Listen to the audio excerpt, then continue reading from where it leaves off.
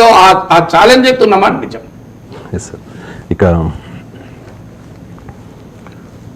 దురాశ దుఃఖానికి చేటు అంటారు కదా సార్, తక్కువ కాలంలో ఎక్కువ సంపాదించేయాలి అనే ఒక దురుద్దేశంతో చాలామంది యువకులు, స్టూడెంట్స్, సాఫ్ట్వేర్ ఎంప్లాయీస్, సమాజంలో పెద్ద స్థాయిలో ఉన్న వాళ్ళు కూడా ఈ షేర్ మార్కెట్లలో ఈ మధ్యకాలంలో ఇన్వెస్ట్ చేస్తూ ఉన్నారు సార్. కనీస అవగాహన లేకుండా కొంతమంది, ఎక్కువ వడ్డీలకు డబ్బులు తెచ్చి కొంతమంది, అలాగే ఈ సాఫ్ట్వేర్ ఎంప్లాయీస్ అది కూడా ఆన్లైన్ బెట్టింగ్, ఆన్లైన్ రమ్మీ ఇలాంటివన్నీ ఆడుతూ నష్టపోతూ ఉన్నారు. రీసెంట్గా ఒక వార్త చాలా కలిచివేసింది సార్. ట్రేడింగ్లో 30 లక్షల నష్టం, ఒక కుటుంబం మొత్తం ఆత్మహత్య చేసుకుంది సార్. షేర్ల కోసం అధిక వడ్డీకి అప్పులు, అనుభవం లేక భారీ నష్టాలు, పురుగులు మందు తాగిన కుటుంబం, భార్య, భర్త, కొడుకు, కుమార్తె మృతి. మంచిర్యాల జిల్లా తాండూరులో ఈ విషాద ఘటన జరిగింది సార్. సో ఏం చెప్తారు? మా పక్క ఊరు, నేను 20 ఏళ్ళు పెరిగిన ప్రాంతం. సో చాలా వెనుకబడిన ప్రాంతం. అంటే ఎందుకు జరుగుతుంది అంటే మీకు దురాశ కాదు, అనేక ఫ్యాక్టర్స్ ఉన్నాయి. మీరు అంటే ఆన్లైన్ బెట్టింగ్, ఆన్లైన్ రెమీని, స్టాక్ మార్కెట్ ఇన్వెస్టింగ్ కూడా కలిపి చూడలేము మనం. డెఫినెట్గా మూడిట్లో మోసపోతున్నారు కనుక మీరు అడగడం కరెక్ట్. కానీ స్టాక్ మార్కెట్ ఇది లీగల్ ప్రాసెస్. బెట్టింగ్ అనేది అది బ్యాండ్ వ్యవహారం. సో ఎందుకు జరుగుతోంది అంటే మీరు అన్నట్లు కరెక్ట్ పాయింట్ చెప్పారు. క్విక్ మనీ కల్చర్ అంటే కష్టపడి సంపాదన కాదు, రాత్రి కుబేరుడు కావాలి. ఎందుకంటే కష్టపడటానికి అవెన్యూస్ తక్కువ ఉంటున్నాయి, అవకాశాలు తక్కువ, అందరూ ఆ స్థాయిలో సంపాదించలేరు. మనం ఏమైనా స్టార్టప్ పెట్టి యూనికాన్ అయిన వాళ్ళని చూస్తాం. 100 స్టార్టప్లు పెడితే 10 స్టార్టప్లు అడ్రస్ లేకుండా కూడా పోతాయి. ఆ స్టెబిలిటీ, ఆ సోషల్ సెక్యూరిటీ అండ్ ఆ ఫాల్ బ్యాక్ స్కోప్ ఉన్న వాళ్ళు ఎంతమంది ఉంటారు అనేది పాయింట్. అందువల్ల డెఫినెట్గా క్విక్ మనీ కల్చర్ కొరకు అలవాటు పడ్డది ఉన్న ట్రెండ్ కూడా ఉన్నమాట నిజం. రెండవది ఏంటంటే చాలామందికి ఇందులో తెలుసో తెలియకో ఏదో ఆకర్షణతోనో పక్కవాడి ప్రోద్బలంతోనో ఎంటర్ అవుతారు. ఎప్పుడు ఎంటర్ అవుతారన్నది వాడి చేతిలో ఉండవచ్చు, కానీ ఎప్పుడు బయటికి వస్తారన్నది కూడా తెలియాలి. మీకు లక్కీ భాస్కర్ సినిమా పైన నేను అందుకే మాట్లాడాను. 6 లక్షల మంది చూశారు. లక్కీ భాస్కర్ సినిమాలో ఉన్న ఎసెన్స్ అది. ఆ సినిమాలో చూపిన ఫైనల్ సొల్యూషన్ నేనేం సపోర్ట్ చేయడం లేదు, కానీ ఆ సినిమాలో ఉన్న ఒక పాయింట్ ఏంటంటే ఆ తండ్రి ఆ డైలాగ్ కూడా ఉంటుంది, వేర్ టు స్టాప్ అనేది తెలియాలి ఎవరికైనా. ఎనీ వ్యసనానికి అలవాటైన వారికైనా వేర్ టు స్టాప్, ఎక్కడ ఆపాలి అని తెలియాలి. ఎక్కడ ఆపాలి? ఇప్పుడు ఈవెన్ సిగరెట్ అలవాటు ఉంటుంది, ఎక్కడ ఆపాలి? మొదలు 1 సిగరెట్తో 2 సిగరెట్లు, 3 సిగరెట్లు, డబ్బా, 2 డబ్బాలు, 3 డబ్బాలు పెరుగుతూనే ఉంటారు. You should know where to stop. ఏదో ఒక డిఫైనింగ్ మూమెంట్ ఉండాలి, ఇక్కడనే నేను ఆపేస్తాను అని. మందు తాగేవారైనా. అందువల్ల చాలామందికి ఉన్న సమస్య ఏంటంటే అడిక్షన్ అయిన తర్వాత they do not realise where to stop. So ఇందులో కూడా వేర్ టు స్టాప్ ఉండాలి. ఆ వేర్ టు స్టాప్ దగ్గర ఉండకపోవడం వల్ల సమస్య ఇది. మూడవది ఏంటంటే ఇంకొక ఛాలెంజ్ కూడా ఉంది.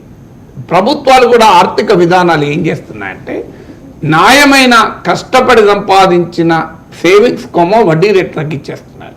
ఇవాళ మీరు పోస్టల్ సేవింగ్స్ వడ్డీ రేట్లు ఎంత తగ్గినాయి చూడండి.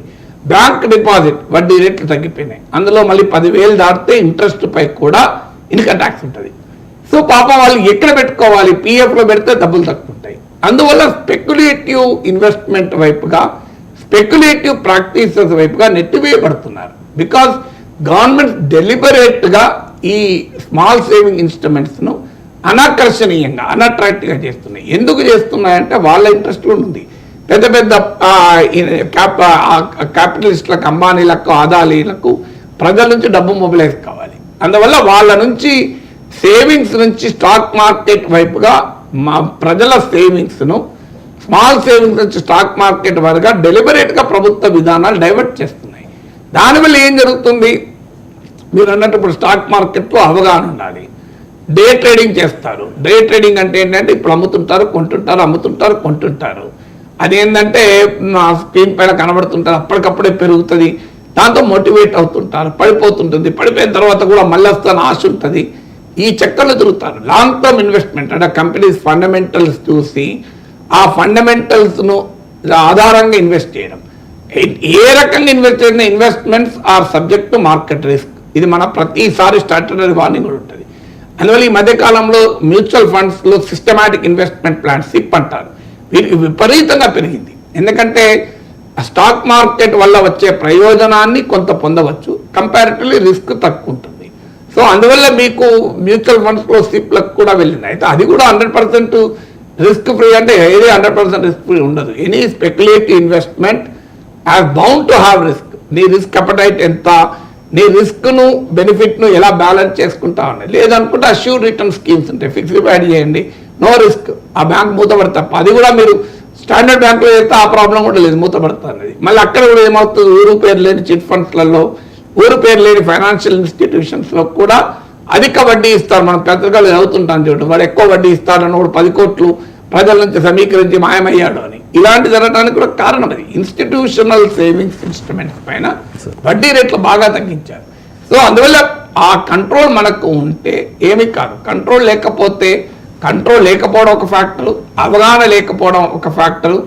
మా డబ్బు అనేది ఆకాశం చూడిపడదు, డబ్బుకు క్రియేట్ కావాలి. స్టాక్ మార్కెట్ అంటేనే స్పెక్యులేషన్, మీరు రియల్ ఎస్టేట్ అంటే స్పెక్యులేషన్.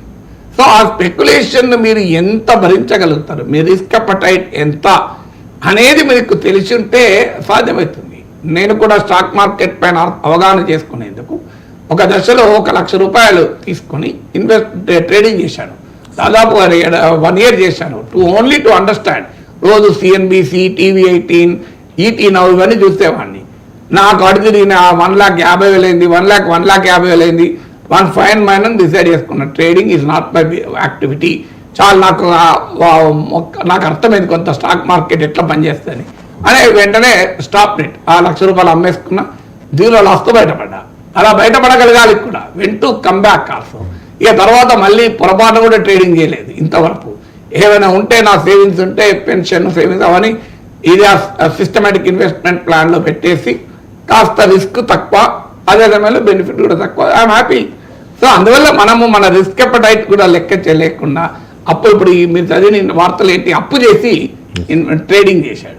అప్పు చేసి ట్రేడింగ్ చేస్తే హర్షద్ మెహతా టైంలో కూడా చాలా పెద్ద ఎత్తున జనం నష్టపోయారు.